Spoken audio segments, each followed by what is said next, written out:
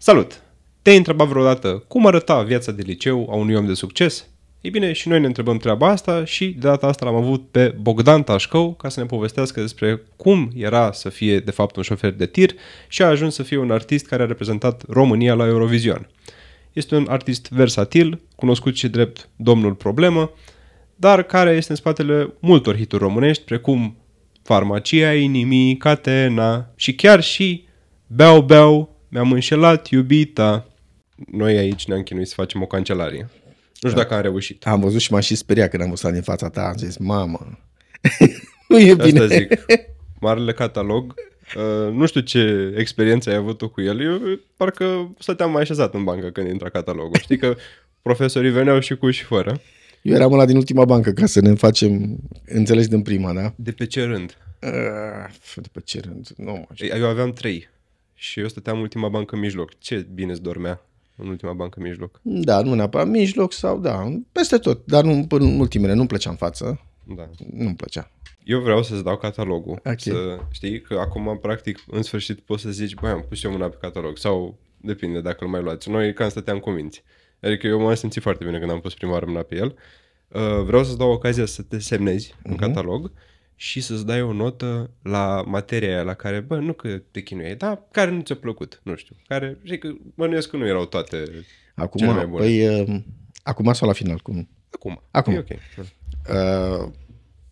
Să dau pe aia bună sau pe aia proastă? Care vrei să o dau? Eu oricum voiam să te întreb și care a fost materia ta preferată și care a fost cea mai nesuferită, așa. Bă, am avut două preferate eu, istoria și matematica. Astea erau preferatele mele din tot timpul, adică și în generală, și în liceu, și în facultate mai puțin, că nu prea erau, dar astea două îmi plăceau, deci istoria foarte mult și geografia, istoria, geografia și matematica, astea mi-au plăcut la nebunie. Bă, și româna, dar gramatica, da, mai așa, mai coelan. În schimb, la care nu mi-au plăcut, a fost contra universului meu și cred că universul paralel, a fost fizica și chimia. Aici am avut... Și uite, pot să-mi dau o notă, uite, la doamna de chimie, care a fost și de fizică, au fost cele mai drăguțe. Perfect. Totuși, la celelalte eu aveam, nu știu să zic, eram în sus, nu eram în jos, deci nu eram oricum așa. Important e că aveam 8, 7, 8, 9, da? La ce am specificat aveam și mai mult. Dar la fizică și la chimie dezastru pe pământ. La modul că mă chinuiam, adică chiar citeam și la un moment dat, chiar pe la început, nu mai știu, în fine, nu contează în ce clasă, dar bă, m-am chinuit rău de tot să învăț și la chimie și la fizică. Le aveam chiar una după alta și era cel mai rău să le ai și una după alta, îți venea să nici nu mai vii. Bă, important e că eu, cel puțin atunci, la ora aia, mi-am dat silința, cred că vreo 2 zile și am încercat și am citit și am citit și am citit. Problema e că nu se lipea nimic, dar absolut nimic. Și mi-a dat, nu știu, Dumnezeu puterea asta să fiu sincer și cred că ăsta este unul din naturile mele cele mai mari, care pe mulți îi deranjează. Eu mă bucur că încă am rămas sincer și sper să rămân tot timpul. Și când m-a ridicat doamna, a zis, Tașcău e numele meu de familie, Tașcău, dar ce se întâmplă cu tine? Că văd că ai note destul de bune, nu ești așa, dar ce se întâmplă că aici nimic? Da, am fost sincer, doar m-am chinuit de 2 zile, am citit. Absolut nimic n-am putut să rețin. Nu pot, efectiv, le-am citit, nu rețin, doamnă, uitați, am note destul de ok. Da, Tașcău, văd, dar ce se întâmplă la chimie și la fizică? Doamnă, e la fel și la fizică. Să știți că e același lucru. Și au fost atât de drăguțe că mi-au să felul următor, apropo, uite că ești profesor, și a fost, cred că, cele mai tare replici din punctul meu de vedere, adică, uite, apropo de a înțelege dincolo de meseria ta, știi? Mi-a zis așa, Tașcău, dacă tu vii la ore și nu faci scandal și nu faci gălăgie, ai 5 garantat. Să rămână asta, mulțumesc să treci. Da, uite, îmi dau un 5 aici la fizică și la chimie. Dacă... Nu mă, dați 10, cum adică? Nu, mă, da, de ce? Că nu-l merit, eu nu sunt așa, nu. Uite că suntem noi aici drăguți, măcar un 7. 7, hai, adică dacă ești un profesor, uite, dau aici la chimie și la fizică. Nu, uite, poți să te treci într-o rubrică. Aici jos? Acolo. Da, ți-ai pus numele? Asta căutam noi. Ai o rubrică. Numele aici, gata. Tașcău, ia uite-l punem pe aici. Dacă vrei, poți să spui și 5, dar cerem un creion ca să le ștergem după aia. Am pile aici la cancelarie. Da. Păi asta, singura chestie care ne lipsește din cancelarea asta e o oală cu sarmale aia. Știu că tot timpul era așa o urmă rotundă. Am avut eu o profesoară și s-a supărat că eu furat cineva sarmalele. M-au adus acolo oamenii, au mâncat și na. Am înțeles. Uite, am pus 7, gata, hai ca să fie. Nu vreau să fie. La matematică, uite, aici pot să-mi dau lejer. Cu modestia de rigoare un 10. Latină, n-am făcut. Ai făcut franceză?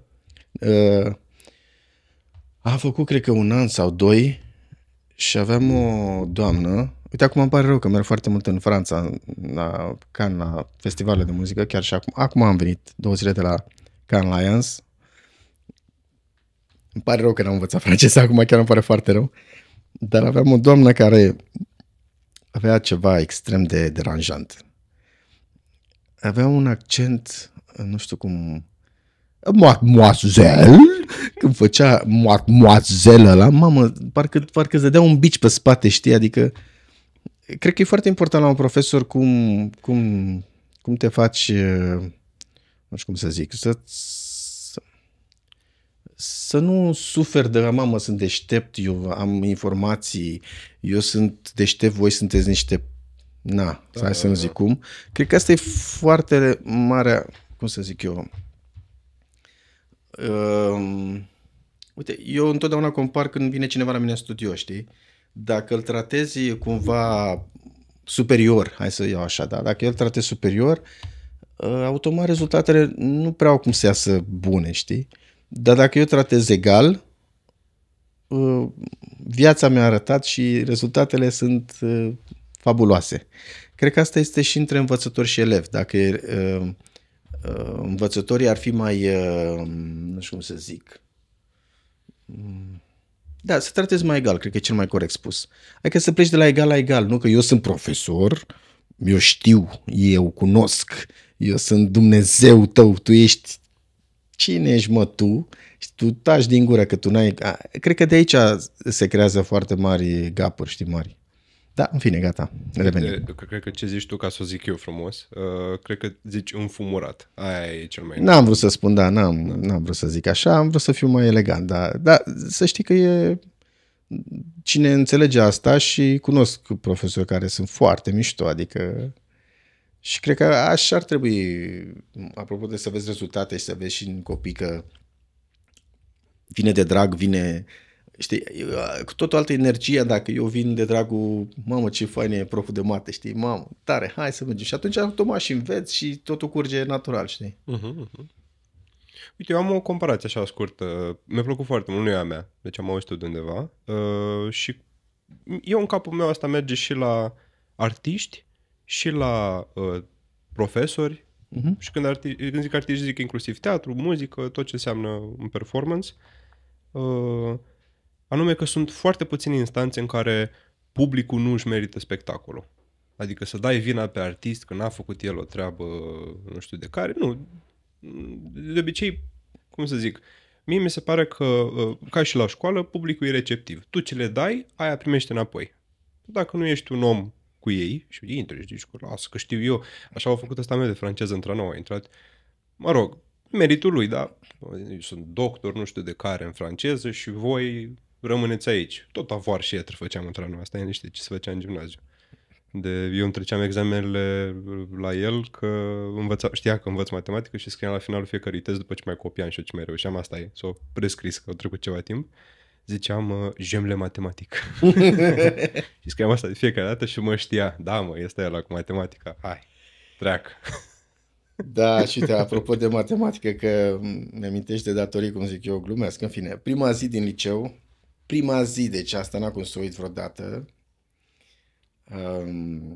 Deci prima zi, a venit din vacanță, prima zi și prima oră cu profesor de mate. Mă, prima zi de școală, las-o încolo de treabă, dacă în cea nu-i mai relaxantă, nu-i mai așa, zic, cine se gândește în prima zi că te ia proful să... În fine, și un profesor, am avut, mamă, ceva mare, tare, cred că mai mult de 2 metri, un munte de om, ceva mare, Și omul a venit ca să înțeleg. Prima oară când îți vezi elevii, ca să înțelegi ce știi. Și uite cum e catalogul ăsta, paf, deschis. Și erau început să ia la rând. Antoneasca, Alonesca, formula lui Pitagora, bă, nu știai, te poate să o scrii de 100, de 200, de 300 de ori. Primul lucru, nici bună ziua, cred că n-a atâta. Ajung la tașcă, bă, când am văzut că la toți, m-am panicat, îți dai seama, bă, sincer, eram bun, nu eram geniu, nu eram eu de ăsta, cum se numește, cum e președinte, dar bă, eram bun, eram ok, îmi făceam treaba. Dar la tașcă, și formula mi-a dat și bă, de frică, că văzând că la toți, 200, 200, 300, bă, ceva rău de în prima zi, adică în prima secundă, prima oră. Și la mine la fel, m-am din frică, din bâlbâială, din alea, am ezitat, nu știu, aproape un minut ceva. Am zis-o și când am început să o zic, n-am să o dăm prima, repet, bă, când vezi că eu sunt și la T. Pe toți, până la mine i-a nenorocit. Cred că unul singur dacă a scăpat, dar nu, cred că nici ăla. Pe toți, de la 100 în sus, să scrii formula data viitoare, ca să înțelegi și intrare în liceu, da? Repet, am ezitat, am zis-o, bine, tu de 100 de ori doar. Mamă, cum adică eu de 100 de ori, adică am spus-o, da? Deci nu, vrei și la secundă să o spun. Bine. Și am luat o foaie de aia mică, cum se numeau alea mici, era un... cât de mici? Aia cele mai mici, mă, nu știu cum se numeau, mă, erau, în fine, aveau o denumire, gen carnețel, deci da. Nu ca să vezi și eu ambiție, că na, nimic am fost ambițios. Atât am, un carnețel de la așa, pe o foaie de aia am scris de 100 de ori formula, ca să ne înțelegem cât de mic era. Și data viitoare a venit toți cu caiete, îți dai seama, caiete pline, scrise cu formule, dacă le scriu. Eu am venit cu o foicică atâta. Tașcău, adu. Când i-am adus foicica aia mică, na, toți erau pe jos, îți dai seama. M-a stat să le numere, dacă mă înțelegi, îți jur. Și aveam, și eu nebun, când le-am făcut toate 100, pe foicică mică, ca să înțelegi cât de mică. Și asta, și să cu niște ochelari de aia. Mamă, și am arătat, de seama ce era în clasă în toată perioada aia. Și când am văzut că chiar era 100 în cap, știi? Tașcă, o să te țin minte. Și m-a ținut minte. Știi tablele mari cum erau înainte? Bănuiesc că le știi, nu chestia asta. Nu, ceva mare, tare, cum erau alea. Bineînțeles că mă scotea la tablă la orice era. Primul era Tașcău. Cât am stat eu în aia, primul Tașcău, pe mine m-a feliat pe toate părțile. Bă, dar m-a scris odată la tablă și cum stăteam să scriu, asta vezi, ghinion, a căzut toată tabla pe piciorul meu. Dacă îți poți imagina. Wow. Deci tabla aia cât de mare era, când mi-a căzut toată pe piciorul drept, exact pe degete, am crezut că, ce să mai mă, eu mai simțeam piciorul, deci era ceva rău. A căzut cu totul, dita mai tăbloaia aia. Jucau băieții fotbal cu tabla? Nu, pur și simplu. În pauză? Totuși, vorbim de anii, cât erau anii, nici nu știu, 90 și ceva, adică să nu erau ce e acum. Da. Mi-a căzut tabla cu totul, dar tăbloaia aia cât de mare era, nu mai puteam de durere. A venit proful să facă și el glumă haz. După ce, când repet, mi-a căzut tabla pe dreptul, a venit, s-a pus el cu piciorul pe stângul, repet, peste 2 metri, nu știu, mult peste 100 de chile, s-a pus așa pe stângul și a zis, Tașcău, e grea matematica, Tașcău. Ba, bă, singura glumă care chiar mi-a plăcut. Aia a fost o glumă bună, știi? Dar după ce avea dreptul, știi, în vineții, mai s-a pus el pe stângul să mă întrebe dacă e grea matematica. În fine, gata. Da. Eu sunt și eu prof de mate, dar nu am făcut și nici nu cred că am. Da. Deci cam noi nu ți-aș dori, da. Da, uite, vezi aici ce povesti. Da, pe bune. Wow. Că tot vorbim de liceu. Unde ai făcut liceu? Exact. Industrial numărul 8. Am practic diplomă de electromecanică auto și mi-am dat seama totuși, partea bună e că am beut CEU și eu, adică am luat toate categoriile, îmi place să conduc, într-adevăr, asta e o parte bună. Partea mai puțin bună că mi-am dat seama, uite, apropo, dacă îți dai seama dacă ești pregătit. Eu am făcut liceul ăsta pentru că mi-am dorit să plec cu tirul. Eu vreau să plec să mă plimb, să văd și eu Europa, lumea. Și în momentul ăla 90, după anii 90, nu știind eu, așa am zis, dacă ajung și îmi iau carnetul de tir, o să ies, să mă plimb, o să văd și eu lumea. Asta a fost, ideea mea. În schimb, mi-am dat seama că nu e pentru mine partea asta de electromecanică auto, când ne-a pus meșterul să demontăm niște motoare de Dacia. Eram 4 echipe, eu am fost șeful echipei normal, Și din cele 4 echipe trebuia să demontăm un motor de Dacia, să-l montăm la loc care îl face mai repede și numai și mai bine. Și am terminat cu echipa mea mult înaintea celorlalți. Dar mult. La modul ăia abia se apucau să-l repună, dar nu aveam mult până așa. Și foarte fericit m-am dus la meștere, gata, am terminat, haideți să vedeți ce... Tașcău, dar ce frumos, ce rapid ați fost, da, toți, îți dai seama, am cântat toți. Și se plimba așa, se uita pe lângă motor, se duce la bancul de scule și pune așa mâna și mai încă așa cam 2 pumni de piese rămase. Băi, Tașcău, dar cu astea ce faceți, mă, mâncavați gura voastră? Mamă, noi când l-am văzut, dar arăta cumva bine motorul, știi? Și a pus întrebarea aia fatală. Mă, tu avea curaj să dai o cheie la motorul ăsta? Și a zis, nu, n-aș avea curaj, deci ok, mă apuc de altceva, nu mai gata. Da, trebuie să fii atent. Nu e de joacă cu motorul și cu... trebuie să fie... A plăcut, îmi place, dar nu e, știi, nu e aia 100% pentru mine. Uite, eu zic ca cum e la matematică. Ești talent dacă faci o chestie cu mai puține cerințe decât celălalt. Adică... Da, nu e cazul aici că motorul ăla trebuie să te și ducă, trebuie să te aducă, să nu explodeze și așa mai departe, deci... Da. Și atunci eu aș vrea să zic, pentru că părerea mea e un merit câștigat de foarte multe ori, tu ești un artist. Vreau așa să punem eticheta asta. În schimb, vreau să știu dacă a plecat treaba asta, gândul ăsta, încă din liceu. Adică dacă te-a ajutat cumva liceul să ajungi să faci muzică, să te exprimi artistic, că practic, ce îmi zici tu cu inginer electromotor sau cum e, nu are neapărat cea mai mare legătură. Absolut. Mă, știi, este exact ca faza aia că te naști sau faci. Eu de când eram mic, când mergeam la nunți și botezări și cu metrii, de exemplu, vorbesc când eram mic, da, deci nu... Ții minte că pe vremea aia erau nunți la cort, dacă lumea nu mai știe, unii dintre așa, la cort, la țară. Și când toată lumea stătea la masă și mânca, eu eram singurul care stăteam lângă, când cânta bandul, trupa, eu eram lângă scenă, nu mă mișcam de acolo, primul lângă scenă, mă puneam ori lângă toboșar, ori lângă basist. Nu fascinat, mă uitam să văd cum bate la tobe, cum cântă cu basul, cum cântă la orgă, eram efectiv fascinat. Când se oprea bandul, mă duceam și eu și mâncam sau făceam altceva.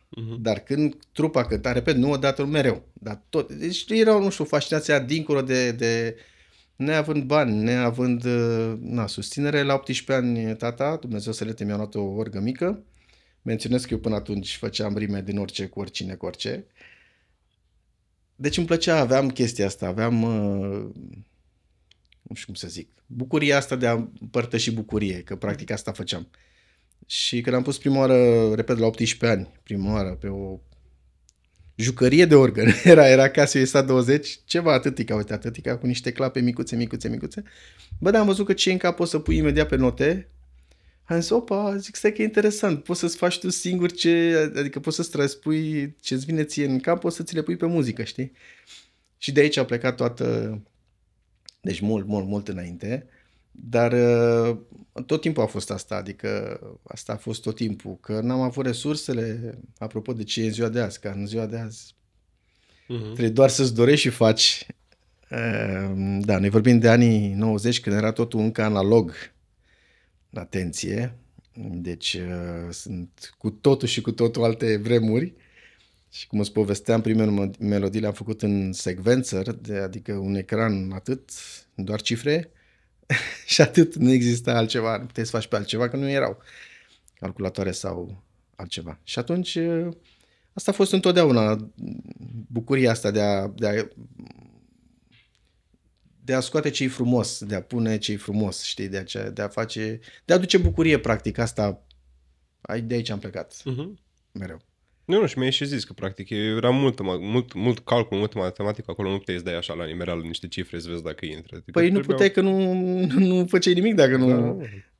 Trebuia să știi de pe ce trac, de la ce măsură, câte măsuri copiezi, de la ce măsură începe, dar alea trebuia să știi câte măsuri are strofa, bridge-ul, refrenul și tot așa, era totul doar cifre. Și atunci n-aveai altă variantă decât să le știi foarte bine, să le înțelegi, ca să poți să-ți iasă și bine basul, orga, ce ai tu nevoie de pus în melodie, știi? Aici aveam o chestie, dar mă rog, nu vreau, știu că termenul ăsta e folosit mai mult rău, noi încercăm să-l aducem mai aproape de noi și să ne referim mai degrabă la niște părți tehnice. Vreau să te întreb dacă doar asta se referă la, să zicem, tocilereala din spatele muzicii, adică care ar fi echivalentul pentru artiști ai tocilarilor, nu știu, o chestie pe care trebuie să o faci foarte mult, foarte des. La un moment dat parcă nu mai ai neapărat pasiune pentru ea și doar trebuie făcut și atât. Nu știu. Acum știu că e pus o ciudată întrebarea, dar mă refer care e cea mai tehnică parte din procesul de a face muzică. Care zicem că nu-ți place cel mai mult. Adică, bineînțeles, ajută produsul finit, dar parcă aștept să treacă partea. Cea mai tehnică și din punctul meu de vedere cea mai... Da, uite cum spui tu și așa, printre cele mai grele este, de exemplu, editarea. Editarea vocilor, editarea, în general, editarea, pentru că trebuie să fii atent la orice respirație, la orice cuvânt, la orice accent, la orice... Adică ăsta este lucru mecanic care trebuie să-l faci foarte bine. Trebuie să-l faci, că altfel nu sună bine. Dar cred că mai e ceva care, apropo, nu știu dacă am înțeles exact sau dacă aici vrea să te duci tu neapărat cu ideea. În schimb, cine a zis vorba că și în artă, ca în orice, este de fapt 10% talent, 90% muncă, sunt total de acord. Da. Okay. Total de acord. Adică dacă ai făcut acum un hit și gata, sunt bun, ok, o să dispar repede, îți garantez. Dacă muncești la fel de bine și la fel de concentrat, ok, poate să vină și al doilea, și al treilea, și al cincilea, și al zecelea. Deci munca este cheia apropo de asta și normal că la un moment dat, chiar dacă și partea creativă, dacă nu ți-o educi cumva, dacă nu o cultivi cumva și nu rămâi mereu să înveți și te crezi Dumnezeu, mai devreme sau mai târziu te va respinge industria sau... Deci trebuie să fii mereu învățăcel cu pixul și caietul în mână, ca să zic așa, nu trebuie să te culci pe ureche. Și că oricum trebuie să fii foarte deschis la minte, că dacă rămâi în cutiuța ta și dacă scoți, toate, dacă la un dat 7 piese sună doar la fel. Statistica asta e a mea personală, cam la 5 ani se schimbă imens de mult muzica. Cam tot timpul în 5 ani există un ciclu în care se schimbă genul și când mă refer la modul universal, adică pe toată planeta. Nu? Nimic nu durează mai mult de 5 ani, așa am văzut, ca și aproximativ, bineînțeles, plus minus, dar undeva la 5 ani durează orice curent, să zic așa, cum a fost și trapul, și așa mai departe, cum sunt toate. Vin și pleacă toate. Și dacă nu te adaptezi, normal. Crezi că la un moment dat se reciclează trendurile? Adică să vină din nou, să vină la un moment dat iar anii 2000, să fie anii 3000, știi, să fie exact. Da, nu e acum cu nostalgia, cu toată, când am făcut Seniorita sau în toată perioada aia, toți care făceam și râdeau toți, cine mai ascultă pe astea, ce faceți voi, nu le mai ascultă nimeni, faceți piese 3 la 10.000. Zic, ok, poate o fi așa, dar poate nu e așa. Poate o să rămână, uite, o să le asculte oameni și peste 10, peste 20 de ani. Du-te, mă, că nu o să asculte nimeni melodiile astea de 2 lei. Depinde după cine te iei. Eu în viață nu m-am luat, că dacă te iei după oameni de ăștia nu mai faci nimic, adică e clar. Dar important e să pui suflet, doar suflet și normal și ce ai învățat. Dar sufletul e înainte de toate. Dacă l-ai pus, poate și uite lucruri care oamenii să le perceapă și peste 10, 20, 30, nu știu, X ani, da? Pentru că ce se transmite cel mai mult? Energia care autorii sau cine vrei tu și în special artistul a pus-o în momentul când a înregistrat acolo. De aici pleacă totul. Că de-aia se ascultă o melodie și peste 2, 3, 5, 10, 50, 100 de ani. Pentru că este energia aia atât de frumoasă încât oamenii se rezonează și se regăsesc în ea. Absolut. Nu, ți-am zis, scuze, și eu dimineața am ascultat niște piese, zicem, Nu vreau să le zic mai vechi, că dacă le-am ascultat acum, le-am ascultat acum. Da, Nu contează în ce an au fost scoase, a fost important că le-am ascultat acum. exact. Băi, m-am umplut de energie pozitivă. Deci, de fenomenal, adică rar se întâmplă să experimentez eu asta. Și melodii mai ascult. Adică, Da. Și nu vreau să mă duc neapărat în laudă de aia inutilă, ci ți-o zic pe bune. Deci, de la primele 2-3 ascultări, cred că deja ajung să le țin minte suficient de bine. Da. Și asta e clar e un semn că, băi, ce trebuie, adică punct ochit, punct lovit. Exact, da, dacă ți-a adus, uite, momentul ăsta de bucurie, ăsta este, mi se pare, cel mai important lucru, știi? Este...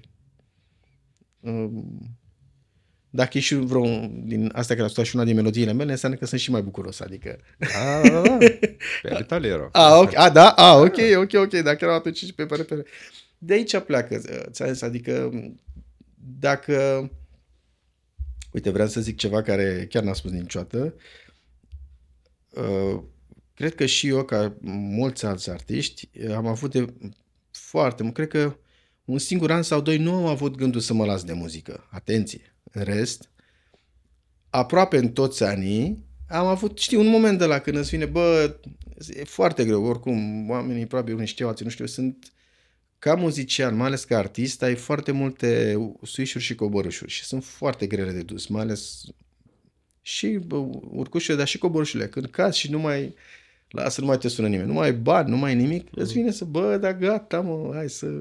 Mai ales cum eu am băgat foarte mulți bani în studio, îmi venea să vând tot, să mă apuc, aș putea să fac, m-am făcut multe lucruri și alte business-uri, alte afaceri.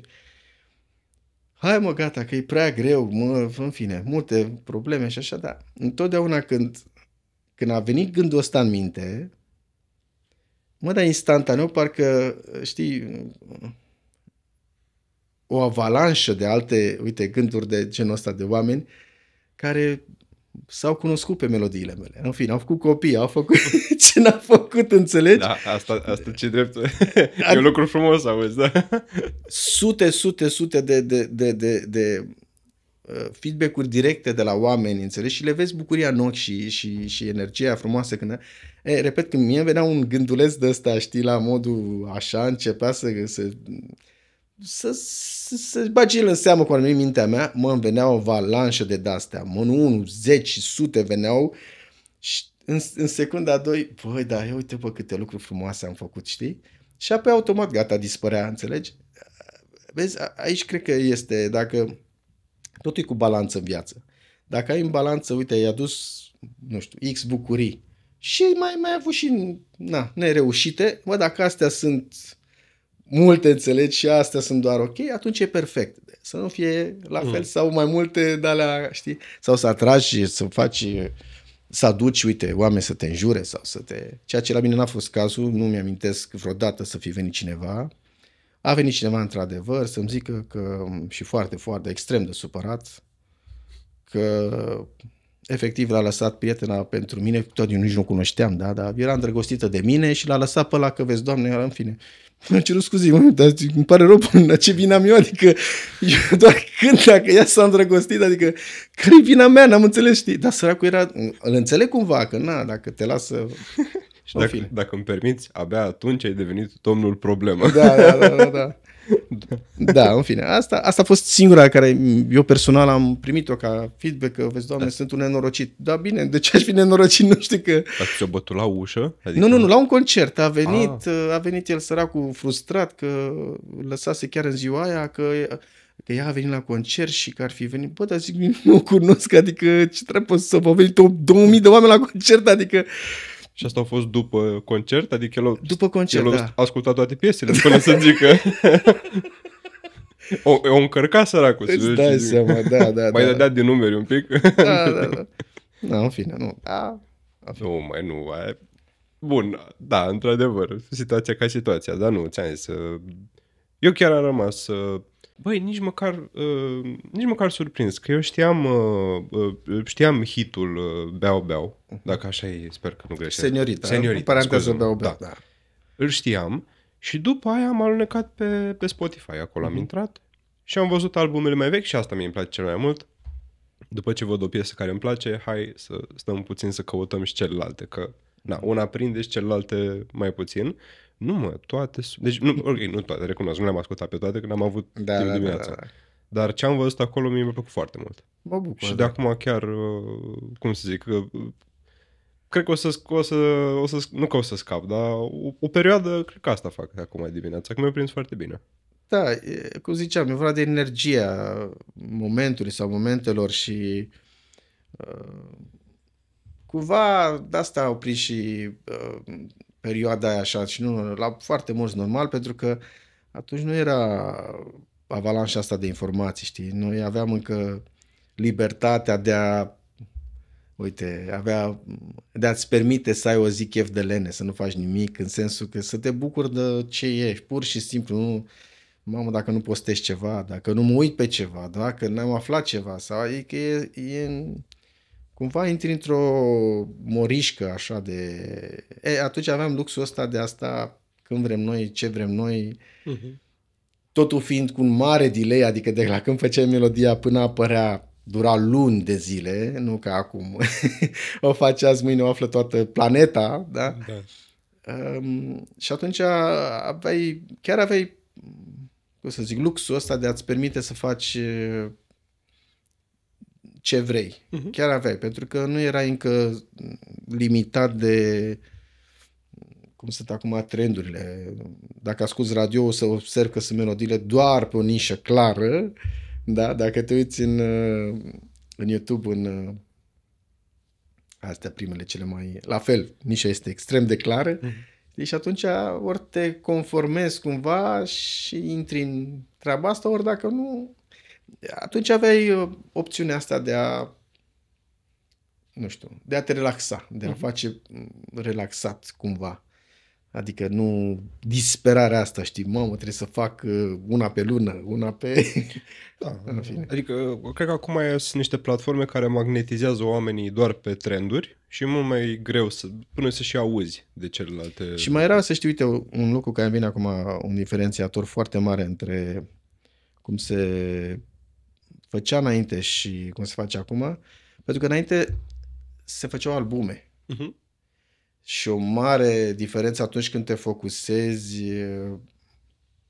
cu artistul, da, sau pentru artist și gândeai, nu știu, minim 10 melodii erau, da? Puteai să faci 11-12, da, minim 10. Și atunci, având, practic, omul, artistul, da, sau artiștii câți erau, da, și direcția cumva, îți permiteai să te duci în mai multe direcții, știi? Și, da, pentru că tu aveai un întreg, adică tot albumul. Acum, având doar un single și după, ok, mai facem altul, dar vedem. Adică nu gândeai ca un tot. Ca un tot și pentru că atunci când faci una, două, trei și nu le lansai, că asta e marea diferență, știi? Că dacă lansezi una și vezi feedback și așa, tu poate vrei să faci una mai tare, dar din cauza feedback-ului nu mai faci, știi? Și te apuci și o menții sau strici sau... Atunci tu o duceai până la capăt cumva albumul. De-aia au reușit foarte multe trupe și foarte multe hituri mari, pentru că ele au plecat din albume. Nu știu câte au fost din alea single-uri, foarte puține, să știu, au fost single-uri, adică scoase melodii singure. Cred că asta a ajutat foarte mult. Da, acum da, bine, să mai scot da, cred că să mai scot albumul și acum, dar clar e ce zici și tu, că văd și eu foarte multă lume care scoate doar single. Și într-adevăr, nu... Și eu inclusiv, nu știu, când văd ți-am zis care e boala mea, văd o piesă care îmi place și după aia caut imediat albumul. Și mă întristez când pe Spotify am butonul ăsta să caut albumul și mă trimite la o copertă de la single. Dar eu nu asta căutam, adică mai bine mi-l scoți. Na. Da. Așa, doar ca să ne întoarcem un pic în liceu. Se spune de multe ori că prietenii cei mai adevărați sau care rămân cel mai mult în viața ta sunt cei pe care ți faci în liceu. Vreau să întreb în ce măsură este asta adevărat. Păi, uite, în afară de colegul care a fost la MBNC cu Sorin Siu, care am rămas prieteni, nu prea am rămas cu cei din liceu, pentru că ei au rămas pe partea aceea, care eu n-am mai rămas, adică e evident. Dar, da, la mine n-a fost cazul, repet, eu ducându-mă cu o idee de a fi șofer de tir și nemai rămânând șofer de tir, n-am mai avut puncte în comun, știi? Da, prieteniile vin și pleacă, am și eu foarte puțini și buni aia vechi. În schimb, ce este important este să înțelegi că toți suntem pe aceeași energie. Adică dacă, nu știu, tu ești acum cum ești, da? Și peste un an, 2, 3, 5, te duci în altă direcție, nu știu. Vrei să fii mai, cum vrei tu, mai spiritual, mai bogat, mai bani, mai ce vrei tu, mă înțelegi? Adică unde vrei tu să ajungi, automat tu te vei duce în direcția aia. Și automat că un prieten care ție, nu știu cum să zic, lui convenea, nu știu cum să zic, să pierzi nopțile non-stop cu el. Nu mai poți să pierzi nopți la 40 când pierdeai la 20. Adică nu, chiar ai trăit degeaba, adică nu știu, zic și eu, adică nu, îmi dau cu părerea, da. Dar, adică toate sunt la timpul lor și nu poți, dacă cineva nu mai e pe aceeași, nu știu cum să zic, direcție cu tine, hai să o luăm așa, neapărat pe energie, atunci lucrurile se cer natural și simplu, nu trebuie să mai... Da. Eu am învățat cu greu lucrul ăsta, din păcate, am suferit foarte mult că, vezi, Doamne, ăla nu mai e sau ăla nu mai e sau așa, dar după aia când am înțeles că de fapt toate se cer și toate se așează exact cum trebuie, m-am relaxat. Da. Nu, tocmai întrebam în ce măsură e adevărată treaba asta, dar ce zici tu e ceva, cred, care o să rămână tot timpul adevărat. Adică eu exact la fel aș răspund și eu. Da. Într-adevăr, unii oameni se schimbă, după aia trebuie să vezi dacă... Uite, mie mi-a plăcut o vorbă de la Wayne Dyer referitor la lucrul ăsta. Eu am citit-o de multe ori până o să înțeleg, dar am citit-o în anii 2000, când, în fine, eram într-o perioadă de genul ăsta, apropo și de prieteni și de tot. Și el zice în felul următor, zice că el fiind doctor, a zis așa, domne, oamenii trăiesc în medie 75 de ani. Așa era atunci în anii 2000, 2-3, nu mai știu cum exact. Și a zis așa, i-am împărțit în două categorii. Și a zis, sunt unii oameni care trăiesc un an de 75 de ori. Okay. Și a doua categorie, cei care trăiesc 75 de ani. Da, am înțeles. Da. Deci, mi se pare extrem de bine descris cum suntem noi oamenii. Sunt unii care, le place, și-au găsit fericirea, bucuria, ce vrei tu, da? Păi ei fac A, B, C, D, punct. Nu-i scoți tu din A, B, C, D. Poți să-i faci, poți să le spui, poți să-i arunci, nu contează. Măi, la ei e perfect, înțelegi? Atenție, nu înseamnă că e perfect, da. Ei asta fac, A, B, C, D. Nu mă interesează că există alte litere în alfabet, adică să ne înțelegem, da? Ei sunt ok acolo. Tu poți să faci orice, pe ei nu-i scoți de acolo. E ok, ei trăiesc un an de 75 de ori. Da. Alții vor să trăiască 75 de ani. Fiecare își decide viața cum vrea. Da. Uite, bună comparație. Da. Mie două mi-au schimbat de la asta, a fost una și a doua... apropo, știi că noi aveam... am observat că s-au schimbat mulți, dar înainte era foarte mult mentalitatea asta, domne, nu sunt eu de vină, domne. Tu ești de vină, ăla, universul, eu am ghinion, restul sunt, în fine, sunt de toate, știi? Și tot Wayne Dyer a zis așa, tu e suma deciziilor luate de către tine de când te-ai născut și până în prezent. Punct. La fel când am înțeles că, stai că nu e ăla de vină, că nici celălalt, opa, cine e de vină? Da. Știi? Adică lucrurile astea mie mi se par foarte importante să le asimilezi și să le înțelegi, că atunci poți să fii corect cu tine în primul rând și să zici, ok, ăsta sunt, hai să vedem ce putem să îmbunătățim, știi? Deci se pare că am greșit și eu, opa!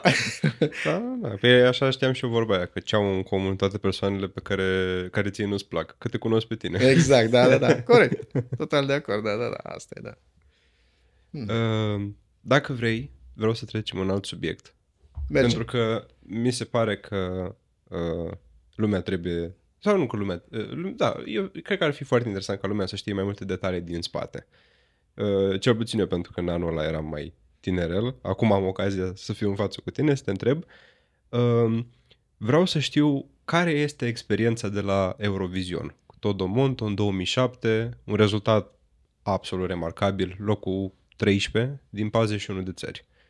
Ceea ce, pe lângă faptul că Eurovisionul în sine e o mobilizare de forțe. Deci ce acolo, deci am fost numai la TV, am văzut numai de la TV ce se întâmplă. Vreau să te întreb, în primul rând, cum e acolo și cum se simte să fii pe o scenă așa de mare. Da, e o experiență într-adevăr. Am făcut, eram la al treilea album, dacă nu mă înșel, la Trupa Alb Negru, și melodia am făcut-o în vară, ținând cont că este o melodie care pleca de la un tempo foarte lent și aceeași temă se repeta la infinit până la un tempo foarte rapid. I-am explicat lui Camara și lui Andrei, nu e pentru voi melodia, că, uite, în fine, s-ar plictisi. Oamenii am dat argumente. Cam 2 luni m-a pisologit Camara că o vrea. După aia înțeles. După aia, după vreo 6 luni, am văzut niște spoturi la TVR. Soția mea, care ea este tot frumosul din spatele meu, ca să zic așa. Foarte frumos. Ea tot spunea, Bogdane, trimite piesa asta la Eurovision. Du piesa asta, menționez că n-am trimis niciodată nicio piesă la Eurovision înainte de asta, dar dă melodia asta la Eurovision. Eu neavând, cum să spun, hai că linia o aveam, n-aveam textul, n-aveam cine să o cânte, aveam instrumentalul făcut, ideea tot, da, dar n-aveam finalitatea cumva, adică nu știam în ce formulă să o pun finală, ca să zic așa. Și ținând cont că în 2007 noi intram în UE, un aspect foarte important, am auzit spotul în decembrie undeva, nu mai știu, sau în ianuarie la început, nu mai știu, erau ultima săptămână sau ceva de genul ăsta, ultimele 10 zile, mai erau 10 zile ceva, cum era un spot spus și tot în spot era inclus ceva de genul că doar 6 oameni au pe scenă, ceva de, nu știu cum era făcut spotul respectiv. În momentul ăla când la presiunile soției trimite, m-am gândit, dar stai noi nu intrăm în UE, dar cum facem în 6 limbi? Era o nebunie să faci prima melodie în 6 limbi. Așa te-ai gândit. Da, așa mi-a venit ideea. Fiind aceeași temă, zic, dacă intrăm în UE, ce mișto ar fi să facem... Ia uite, știam Camara în franceză, Andrei în română, eu am tot făcut în spaniol reggaeton, îmi plăcea reggaetonul. Aveam pe Vlad Crețu de la Supermarket, care lucrez de mulți ani cu el. El era foarte bun pe engleză. Și apoi ne-am gândit, noi să facem germană și italiană. Am zis, mamă, ce frumos! Când am sunat pe toți, ne-am văzut la studio, am pus pe foaie, n-am găsit pe nimeni în germană, n-am găsit, că, repet, eram foarte presați de timp, și am găsit pe cineva în rusă. Hai facem rusă, hai rusă, e tot frumos, tot Europa, hai. Și așa s-a născut piesa, am dus-o, am câștigat, iarăși e frumos de menționat că totuși a fost anul după 3 Stariu, în care s-a lăudat cu bani mulți și așa, au fost cele mai multe piese vreodată înregistrate la Eurovision. E o poveste lungă cu Eurovisionul și cum a fost selectată și că am fost rezervă. Andreea Bălan n-a mai participat, n-am înțeles nici ce motive, nu mai știu, și am intrat noi din rezervă în semifinală, am luat, am câștigat, în fine. Cu trupe foarte mari am concurat atunci, de la Simplu, Morandi, Rednex, România, în fine, mulți, foarte mulți și ne bucurăm că a fost. Dar acolo când am ajuns la Helsinki, vezi, uite, da, într-adevăr, e fabuloasă ce e acolo, e ceva... În schimb, ne-a rămas cu un gust nu prea plăcut, pentru că oricine poate să vadă filmarea.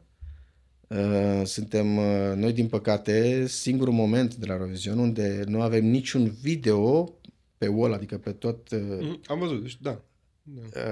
Este inadmisibil, ele se trimit cu multe luni înainte, se fac sincronizări, este totul nu la secundă, este la frame totul stabilit și făcut. Noi nu avem nimic pe spate video, nu avem lumini pe față și avem cameraman în cadru, dacă îți poți imagina la nivelul ăla. Pe la jumătate a melodiei, uitați-vă cum efectiv îi vezi spatele la un cameraman. Este inadmisibil la nivelul ăla. Să ai este show TV totuși. Este show TV în care tu n-ai nimic din ce ți s-a trimis din România. Așa, ca o virgulă. Nu că ne-ar fi afectat neapărat, dar e show TV totuși. Nu se, adică înțelegeam dacă și la alții sau la alte li s-au întâmplat același lucru, dar La noi întâmplător. Întâmplător conferința noastră de presă a fost pusă în același timp cu conferința mare, adică deschiderea Marei Eurovision. Imaginează-ți, la noi au fost 2 reporteri. Deci noi eram într-un loc și în altă parte, da, conferința Eurovision. România pusă cu, da? Întâmplător singurii care nu au avut concert acolo au fost români, inclusiv Moldova au avut cu rușii, cu Ucraina au avut concert pe scenă. Întâmplător, doar românii nu au avut concert de promovare în Helsinki. Sunt multe întâmplări de astea. Da. Ca să înțelegem cât de iubiți suntem noi, știi? Dar n-am vrut să le spun pe astea pentru că lumea zicea, și pe ăsta se va. Nu e vorba de voitate, e vorba pur și simplu de fapte reale, știi? Adică să știi realitatea în care trăiești, știi? Pentru că, uite, exact cum spui tu când câștigi, mamă, ești acolo, mamă, ce mișto ar fi. Mă, dar de ce nu sunt și eu tratat ca ceilalți? Toți suntem în UE, nu? Toți suntem. De ce pe noi ne-ați făcut mătrășit pe românești? Adică... Da. Păi asta zic, că mie mi-e foarte simplu. Eu intru pe YouTube, văd prestația, dar nu știu nimic din ce se întâmplă. Și uite-te și spune-mi dacă greșesc eu cu ceva. Și uite-te la celelalte, adică nu... Uite-te la celelalte să vezi ce sincronizări cu camere, că nu la discută și prin plan. Uite-te la noi să vezi ce haos e, adică. Și să zic, voi ați aflat, cât timp înainte ați aflat că nu o să fie o sincronizare? Dar ce să afli? Că e live, ce să afli? Deci voi de fapt vă așteptați să fie niște chestii în spate și doar nu a apărut în timp ce prestați. Ținând cont că eram 6 țări. Din fiecare țară trebuia să fie imagini, logic, nu erau logic. Da.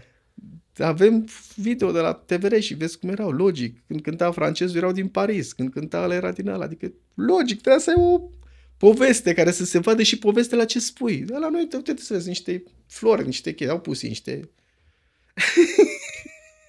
Înțelegi ce vreau să zic? Adică e vorba de... Bă, nu zice nimeni să mă înflorești pe mine, dar măcar dăm ce ți-am dat. Adică, știi, fii măcar onest, fii corect, fii ceva. Adică... Dar, în fine, apropo de asta, eu personal am rămas cu... Și noi, n-ai cum să rămâi cu...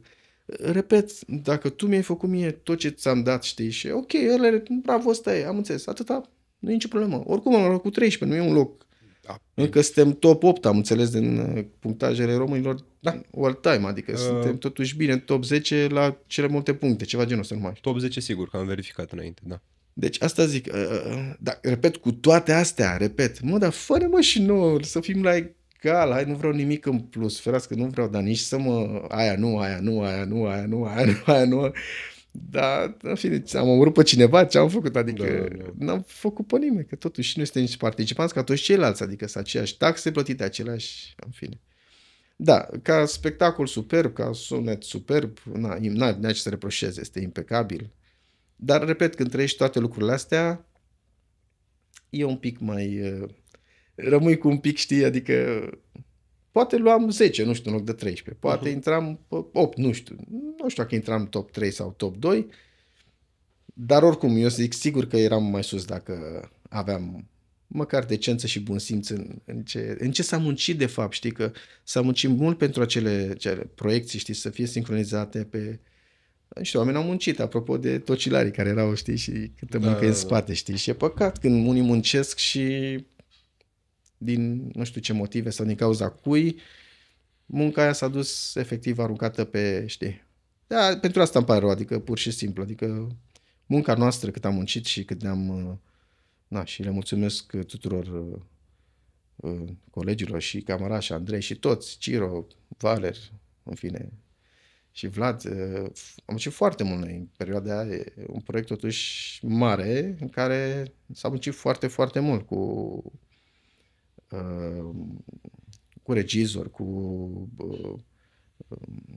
cum se numește, și pentru dans, cu coregraf, cu tot ce trebuie, adică s-a muncit foarte, foarte mult. Producția s-a refăcut, în fine. Asta e, rămâne cu rezultatul și asta e. Din păcate, știi, vezi, asta e important, că să și învățăm din ce am trăit, știi, că dacă nu învățăm, uite, apropo că ai catalogul în față, facem aia 75, un an de 75 de ori, știi? Da. Înțelegeți? Și ajunge la Eurovision iar peste 70 de ani cu aceeași tratament din partea altora. Nu mi se pare corect, adică să te trateze în halul ăsta. Eu personal, de exemplu, dacă, cum eu n-am fost niciodată decât pe munca mea, dacă am fost bun, am fost plătit, dacă n-am fost bun, am fost aruncat, da? Dar mie, dacă mi-ar face cineva așa ceva, eu n-aș lăsa lucrurile așa, adică sub nicio formă. Nu mi se pare corect față de... Nu înseamnă că ca țară nu ești respectat ca ce vrei tu, ca... Nu este normal. Din punctul meu, nu mi se pare normal, repet, să-ți facă atâtea nefăcute, știi? Mi se pare că nu e ok. Dar nu, clar. Nu e în regulă, atâta tot, știi? Și asta se pot îndrepta dacă cineva poate să... Bă, dar stați așa, uite, ce s-a întâmplat? Hai să vedem care sunt motivele, de ce la noi sunt 15 greșeli la o piesă. Dă-o încolo, mă, dar nu... Chiar așa de incompetent sunteți sau Da. e un interes? De incompetență nu e cazul, cred că e clar. Ce am văzut acolo, mamă, deci n-ai cum. Uite, și mie cea mai distractivă chestie la Eurovision era că, dar nu mai știu exact din ce an, s-a băgat clauza aia că, sau mă rog, acum în continuare e că tu dacă ai, de exemplu, un instrument pe scenă, scuze, tu nu cânti la el, de fapt, live. E preînregistrat. Nu știu Păi, dar exact. n-ai voie, da, n-ai voie decât vocile sunt live și sunt obligatorii toate vocile live și n-ai voie mai mult de 6 oameni, adică era și asta o problemă, să știi, practic tu nu poți să ajungi decât 6 voci. Tu dacă ai un cor mai mare sau ceva, nu poți, trebuie să-l adaptezi pentru 6. Da, asta e ideea, da, n-ai cum să... Nu e un concert live și nici nu cred că ai putea să-l faci la ce nivel, totul e la secundă acolo, e totul la... Dar poți să-mi dai o părere legat de asta cu instrumentele? Că înțeleg, dar cred că nu pun la capăt. Care ar fi problema dacă, de exemplu, un pianist ar cânta live la pian în timpul prestației? Și de ce e neapărat preînregistrat? Tehnic, cred că este foarte greu de făcut. Sunt, deci între momente cât erau? Deci mai puțin de un minut ai între momente, atenție. De să vină... Da. Wow, ok. Deci între, nu știu, 1 și 2, să zic, da, nu știu dacă... Practic vine și spune, și acum Malta. Și Malta, ai văzut, fac eu niște filmulețe. Cu ce teme au ei. Îți arată o biserică din Malta, o ceva, gata, și tu ești pe scenă. Da? Deci în momentul ăla, ok, ai putea fi cablat, ai putea să zicem ca secvența digitală făcută, adică cumva tehnic cred că s-ar putea face, dar mi se pare balamul cu mare de tot. Tu zici un clap, dar dacă vii cu tobe și cu toate alea, pe ce am făcut atunci? Dacă vii cu un band, să faci un band fiecare într-un minut să-l pui și după aia alt band și alt band și alt band și alt band și alt band, da, nu știu, cred că se poate, orice se poate face, da? Că așa la Super Bowl ce fac în America, aia e jale ce poți să fac acolo, dar acolo sunt bani foarte mulți. În schimb, aici e accentul pe Show TV, asta este accentul pe Show TV și atunci sunt importante vocile să fie live și sunt live toate 100% și accentul pe imagine, cred că ei merg mult pe imagine, că de-aia au și tot felul de idei cu...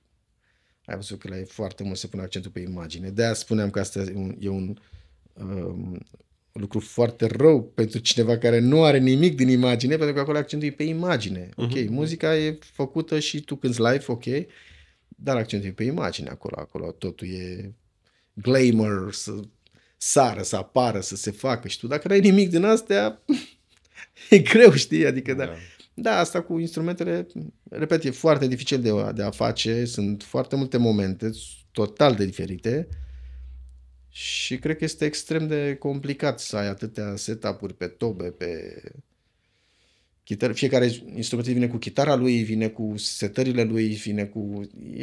E complicat și complex, foarte complex. Și cred că nu interesează la urmă oamenii, dacă vrei părerea mea. Interesează imaginea. Eu doar mă uitam ca om din exterior, știi, că vedeam că cumva se făcea efortul să se aducă niște instrumente pe scenă, dar de fapt nu se cânta la ele. Și mi se părea... Ai de imagine, imagine. Dacă sound-ul ăla ai, nu știu, un lead sau ai o chestie, el o aduce acolo de imagine, știi? Sau chiar și o tobă, chiar și e trupă rock. Nu poate să vină... Trebuie să vină cu chitara, știi? Dacă e trupă rock, știi? Da. Dar l-au găsit, n-ai văzut? Le pun peruci, le pun... îi maschează, îi face ca toate alea. E accentul pe show, pe imagine. Deci zici că totuși publicul a fost... N-ai ce să-i reproșezi totuși. Adică oamenii cred că s-au bucurat foarte mult. Da, nu. Absolut, fabulos. Oricum, repet, când vezi ce microfoane, aia e frustrant, știi? Dacă eram, nu știu, pe Zărnești, nu știu, pe undeva, pe România, pe într-un colț uitat de lume, bă, înțeleg, da, mă, aia e, mă, nu-i problemă, știi? Bă, dar la nivelul ăla, Da. deci eu nici nu știu dacă am cântat vreodată pe așa, cred că o singură dată am avut, dar nu, e ceva fabulos și că e totul atât de perfect la modul cum te auzi, adică asta spun, nu ar trebui să existe erori la nivelul ăla, adică și înțelegi o eroare, bă, dacă n-ai multe erori la un loc, tocmai fiind la nivelul ăla, că asta e frustrarea cea mai mare, știi, că dacă e foarte bun sunet, tot impecabil, n-ai ce să reproșezi, adică ca și act acolo pe scenă, n-ai cum să reproșezi vreodată ceva, adică n-ai cum. Doar la nivel de erori. Ai pățit vreodată o eroare mai mare de atâta? De exemplu, nu știu, să audă microfonul întrerupt, ceva de genul ăsta. Scriu 10 cărți, ce ai? Scriem, nu există așa ceva. Pot să fac... am început în 95 muzica, să ne înțelegem. Da, deci, ce vrei să zic? Adică zic că n-ai avem timp aici să stăm, n-ai cum. Plecat de la, bine, vorbim de anii 90 până în 2000, cineva din Galați, atunci erau telefoane fixe, că trebuie să-ți reamintesc, da? Ne-am întâlnit la Unirii și Am prins și eu am prins telefon fix. Deci, atenție, vorbim de niște ani în care, în fine, și a venit cineva din Galați, care are un club din Galați. Stai seama, noi nu știam ce internet, ce... N-aveai de unde să știi, în fine. Și are un club în Galați. Noi, normal, primul lucru am întrebat partea tehnică. Ok, și ce aveți, microfon? Dom'le, am 3000 de watt, dom'le, e ceva, dar ți rupe tot. Bine, dom'le. Omul venind cu sacoșa de bani, deci că pe timpul ăla, când ți sacoșa de aia de un leu, mamă, ți sacoșa de bani.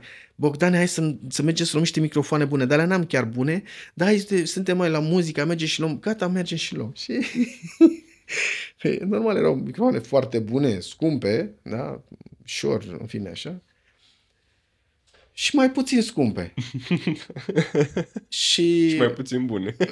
Și mult mai ieftine, logic. Și el, bineînțeles, s-a la alea de karaoke, de alea, 3 la 10.000 de alea. Mamă, ce mai le luăm pe astea? Nu, zic, pe astea nu le luăm, nu. Zic, pe astea cânti tu, dacă vrei, cânti tu cu ele, zic, asta îți trebuie acolo, cânti tu acasă, faci. Păi cum nu sunt bune? Că iau, te zice că sunt bune. Băi, ei zic că sunt bune. În fine, am luat niște microfoane bune, am ajuns la Galați. N-ai cum așa ceva, mă, n-ai cum așa ceva. Eu nu credeam vreodată, ever, că cineva poate să facă așa ceva. Cum erau, gen hală de așa, un club așa, în vedere, cu un pupitru sus așa, știți, dublu casetofon ăla pe care scriau 3000 de wați? Da. Cu ăla cânta, cu ăla vrea să cânta. Bun. Dublu casetofon, mare, așa 3000 de wați, știi că erau pe ele puse așa 3000 de wați? Păi cum, uite, scrie 3000 de wați, nu-i bine? Păi erau două, totuși putea să fie unul. Hai de capul și de zilele mele, în fine. Da, în fine, am contactat pe cineva, am sunat, am luat niște boxe, ceva rău. Nu, putem face multe. Da. Da. Și acum, după ce trecem de Eurovision, cum ajungem de la, că poate multă lume nu știe, cum ajungem de la Todomondo la Catena? Da, interesant. Păi, uite, chiar au legătură, să știi că eu făcusem publicitate, cam din 2003 m-am apucat și am făcut cam până în 2007 destulă publicitate, dar făceam muzică, spoturi normale, ca să zic așa. Și în 2009, cei de la Catena, tocmai chestia asta le-a plăcut, că eu am făcut în 6 limbi, adică cumva mai diferit de așa și m-au contactat că ei vreau să facă 6 luni o campanie de ceva medicamente ce lansau ei atunci și în fine mi-au ținut 2 ore top management, în fine, să facem. După 2 ore, Bogdan zine și părea ta și le-am spus, uite, nu vreți și voi să aveți, uite, ca la Coca-Cola? Păi cum ca la Coca-Cola? Păi uite, zic, eu sunt fan Pepsi, putem să zicem, nu? Pepsi, da, asta aici se poate, da, bă. Zic, uite, eu sunt fan Pepsi. Zic, uite, vă invit acasă, vă invit la studio când vreți voi, nu știu dacă am să vă pun pe masă ceva, dacă am mâncare sau ceva, bă, da, am cel puțin 3 tipuri de Pepsi. La sticlă, la cutie, la mare, la doză, la ce vreți voi, cu, fără zac, cu ce vreți voi. Mă, fanul ăla eram, știi? Zic, da, când merg, uite, la părinți, la frați, la prieteni, când mă invite cineva acasă, m-am trezit de 10 de ori că luam șocola. Fără să-mi placă, fără să o beau, fără să-mi ceară cineva. Dar iubesc always Coca-Cola.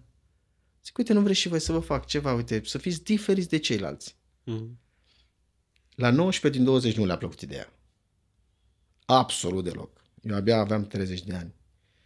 În schimb, norocul meu că a fost doamna Anca Vlad lângă și după ce a lăsat pe toți, a zis, Bogdane, mie îmi place ideea ta. Hai să vorbim.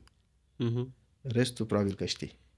Cât s-a muncit, cât a durat, câtă muncă e să faci un jingle, un branding muzical, e altă planetă.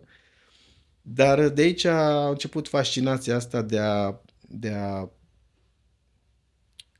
înțelege branding-ul și de a-l pune pe muzică, care să știi că nu e ușor deloc. Pare simplu. Scuze, zice. Nu, scuze. Asta vreau să întreb.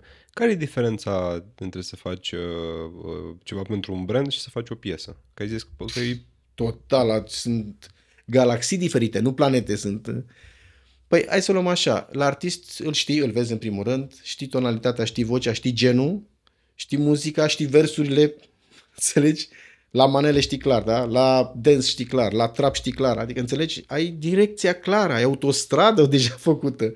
Nu mai e, știi tonurile, știi? Ai sute de informații, adică ai sute de, nu știu cum să zic, încadrări. Tu știi de exact, uite așa, e găsit nișa exactă, da? Apoi normal că de creație, să găsești hook-ul, să înfiri. Dar ai foarte multe. Știi exact unde să te duci, da? Ai direcția. La brand ce ai? Da. Păi te întreb, ce ai? Da, ai...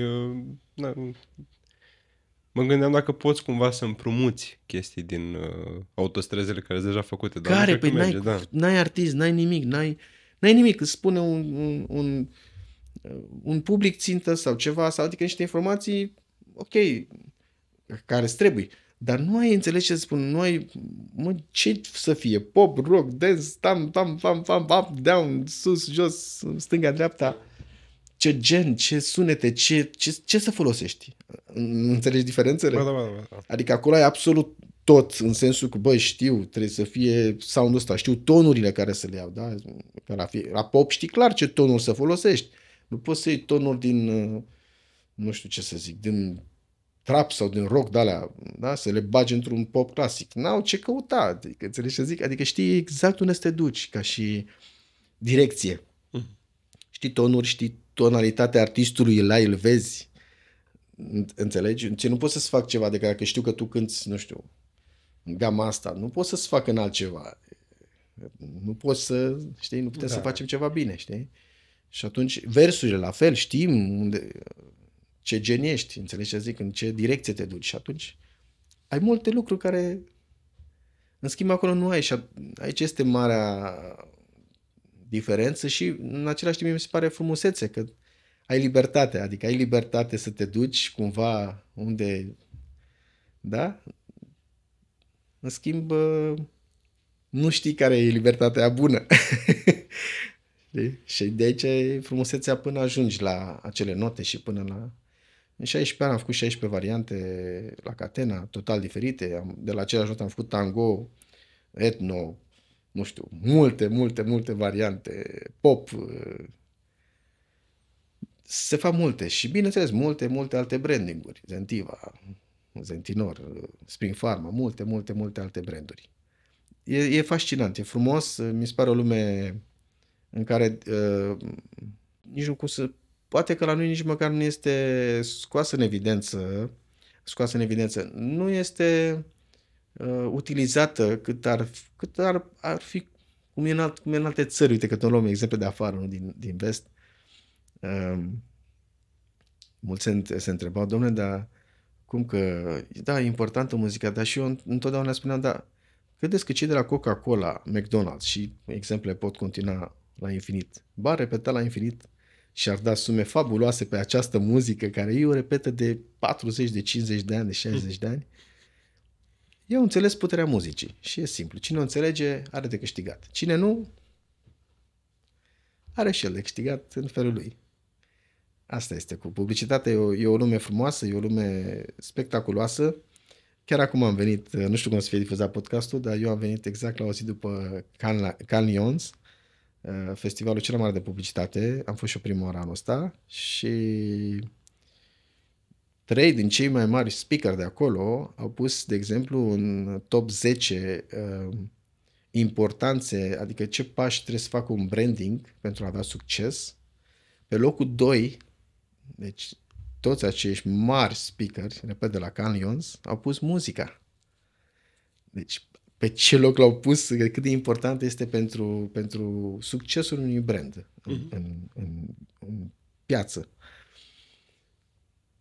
Cine înțelege, repet, înțelege și se bucură de beneficiile unei melodii, bineînțeles, bine alese, bine făcute, matching-ul perfect între brand și muzică. Aici este, de fapt, cheia și challenge-ul cel mai mare, să găsești nu care crezi tu că sunt bune, ci care ar fi pentru branding cel mai bine. Asta e greu să te pui ca și om de muzică, să înțelegi că știi, cine face muzică, nu știu dacă ai mai vorbit nu ca impresie, dar e ca și, pentru că tu l-ai făcut de la zero, e ca și un copil al tău, da? Da. Și atunci e numai să suferi dacă tu fiind client, tu vii și spui, bă, dar nu-mi place, da, nu, că știi, orice. Păi stai, mă, dar eu l-am făcut cum, adică ca și cum tu ai un copil și eu zic, mă, dar nu-mi place, mă, copilul tău. Normal că îți vine să-mi dea una în cap și să zici, bă, dar cum, că e al meu, că ce frumos e, uite ce bun e, știi? Atunci când înțelegi că, mă, stai așa, că ce am făcut va fi al tău, adică te va reprezenta pe tine și atunci și tu ai interesul să-ți fie ție bine, știi? Chiar dacă mie mi se pare că ți l-am făcut bine, dar dacă tu zici, bă, dar mie nu-mi place sau nu e ok, n-ar trebui să te superi, ar trebui doar să cauți încă o dată și încă o dată și încă o dată și încă o dată până iese matching-ul perfect, știi? Da, cum ai zis tu că ai făcut 16 variante, doar toți copiii îi trimiți la școală. Acum, așa, care se întoarce cu media mai mare, asta așa e, dar tu trebuie să-i iubești pe toți. Da, exact, da.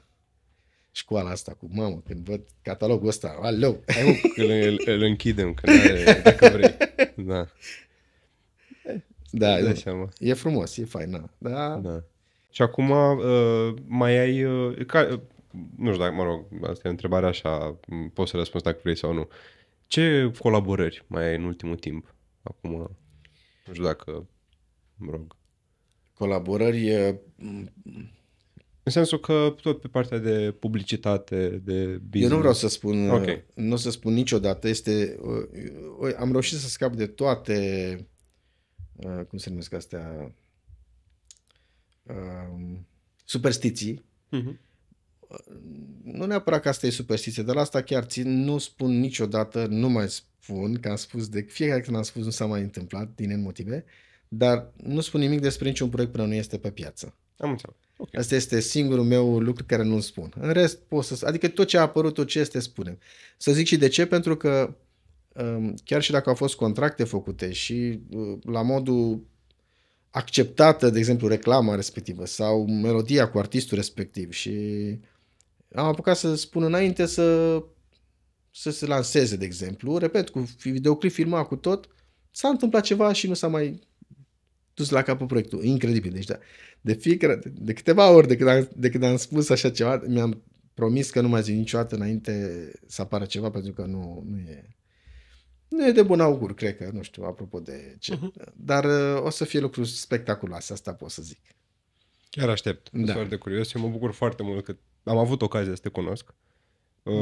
Îți zic, nu știu dacă am repetat pe cameră, dar îți zic ce am vrut eu să zic din prima când te-am văzut, din nou, de când am ascultat piesa de Metrou.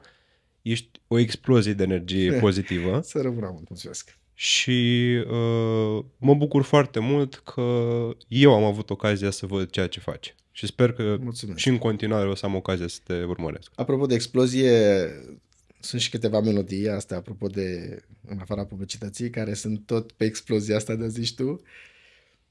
Asta e, nu știu, energia care mie îmi dă stare faină și mă bucur că, uite, dacă mai e un om în față care îți zâmbește și îți mulțumește, înseamnă că 30 de ani, apropo, exact acum anul ăsta, în februarie să fac 30 de ani, s-au făcut de când fac muzică.